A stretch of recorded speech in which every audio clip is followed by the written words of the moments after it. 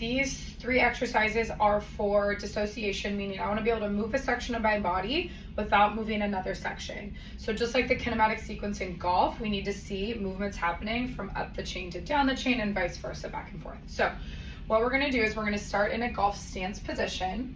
So you kind of find, like, let's say kind of like a 9-iron position, whatever feels comfortable for you, working on kind of that neutral space, right? We don't want to be in a big S curve. We don't want to be in a big C curve. We want to be in a neutral position straight here where we're allowing our body space to move around our spine. So once we get here, we're going to practice a few different motions. So first one is going to be moving torso on pelvis. So I want to be rotating my torso as far as I can, each direction, without moving my lower body.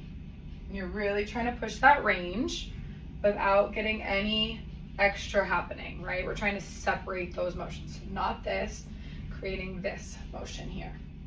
The second one is going to be the opposite. Now I want my torso to stay still. I want my pelvis and my lower body, well, my pelvis to be doing some motion. So now we're going to be doing rotation here. So it's okay to let the knees follow, right? Because the knees have to follow to create the movement, but I shouldn't see anything from shoulders to hips be moving. So this is nice and still. If we look kind of at my shoulders, we're looking for not a lot of movement happening there, and how far rotation can I get without having this move. So that's number 2. And then the third one is pelvic tilts. So now again, we're going to be kind of in that stance. We're going to be looking for pelvis to move in an anterior posterior direction without shoulders or knees moving. So here I'm looking for a posterior tilt where I'm squeezing my glutes and my core, and then forward where I'm creating that kind of S curve. So again, looking at my shoulders and my knees don't have a lot of motion. And these are motor control exercises. They're not sweaty exercises.